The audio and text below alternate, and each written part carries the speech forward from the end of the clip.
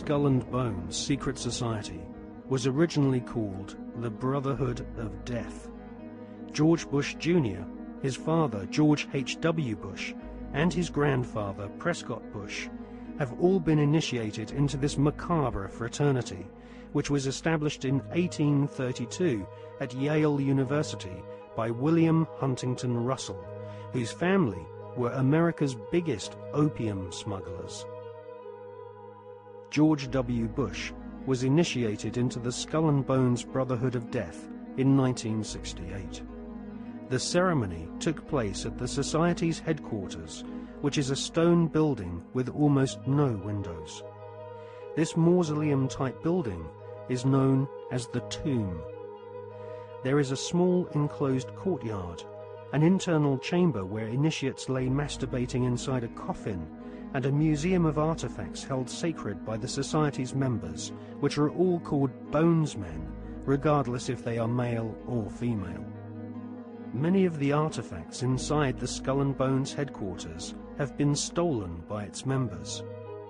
To prove their devotion to the Brotherhood of Death, bonesmen have robbed graves, bringing human skulls and skeletons back to their tomb and placing them in glass display cabinets. For nearly 40 years, George W. Bush has been an active member of this most bloodthirsty occult secret society. His allegiance is primarily to his fellow bonesmen, not the American people. In order to prove his devotion to the Skull and Bones, Prescott Bush, grandfather of George W. Bush, savagely desecrated the grave of Apache Indian chief Geronimo. Prescott Bush robbed Geronimo's grave and had Geronimo's skull placed in a display case alongside the order's other treasured possessions, which include silver tableware from Hitler's Eagle's Nest headquarters in Nazi-occupied Austria. Welcome to the satanically inspired secret world of the Skull and Bones Brotherhood of Death. Welcome to the sick world of the Bush family.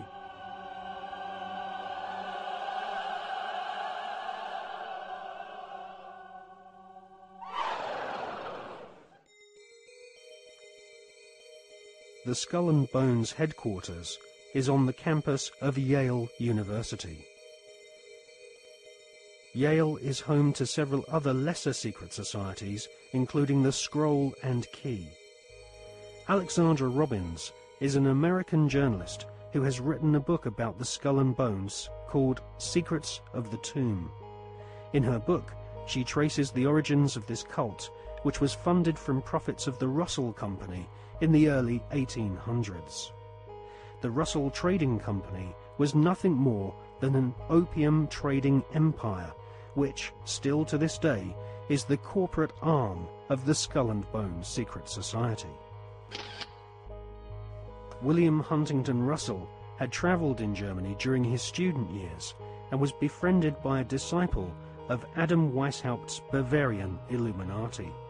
Upon returning to the USA in the early 1800s, Russell used some of his family's opium wealth to fund the building of the tomb at Yale University. Russell initiated several of his fellow classmates, including Alphonso Taft, who would go on to become the Secretary of War and ambassador to Russia. Alphonso Taft's son became President of the United States, and so a time-honored tradition of hereditary membership of the Skull and Bones Brotherhood of Death was begun. We see this tradition continued to this day, with senior bonesmen encouraging young initiates to marry into each other's families, their sons and daughters following in their parents' footsteps and becoming disciples of this most unholy of orders. In the Hollywood movie Brotherhood of the Bell, we see an initiation ceremony, which is a common occurrence on the campuses of America's elite Ivy League secret societies.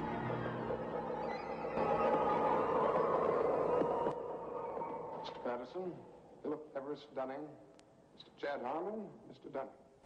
Mr. Dunning? The Articles and Letters of the Brotherhood.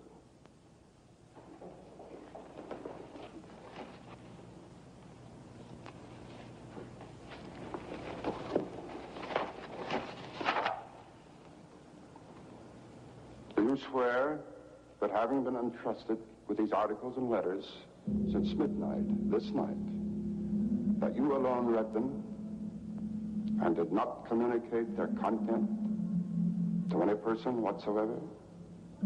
I so swear. Having so sworn, are you now prepared to go forward? I am prepared.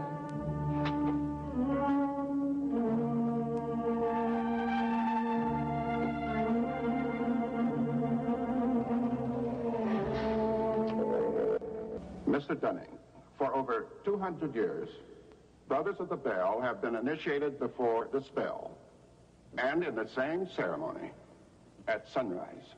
22 years ago, Mr. Patterson stood due east in your place, and I became his senior, as Mr. Patterson is now yours.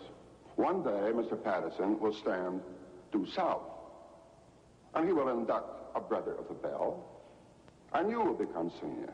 See, in this fashion does the Brotherhood express its continuity.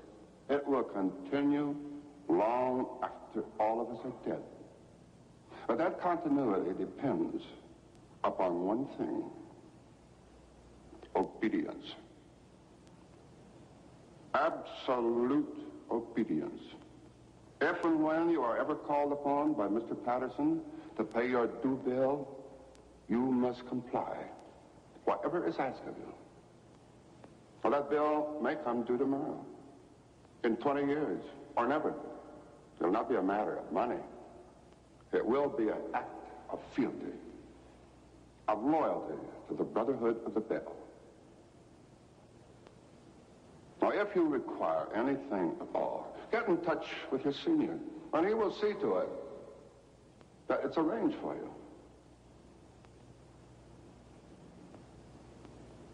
Are you ready for the oath? I am. The oath, gentlemen.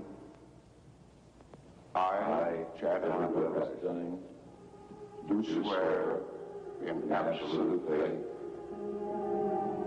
that I shall reveal no secret of the Brotherhood of the Bell, that I shall respect my brothers and myself, that I will act as they desire, secure their interests as if they were my own. And I pledge this, my honor, my fortune, and my life.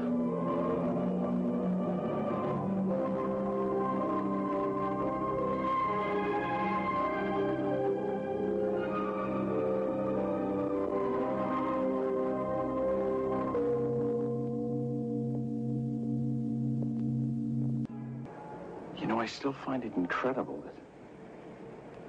that I could get anything I want. Anything a man could get with money, privilege, and the best connections. You know, it just occurred to me that we're part of the establishment now. Not part. The establishment.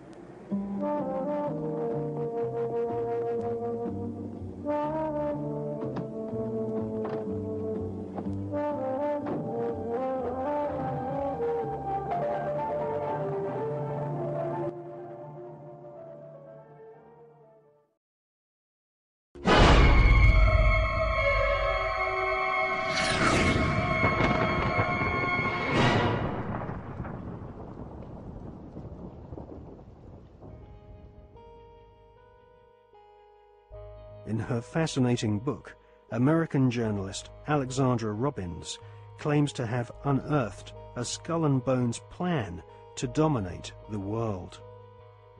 One can't help recognizing the fact that in the 170 years since the formation of the Skull and Bones Society, it has members in the most influential jobs all over the world.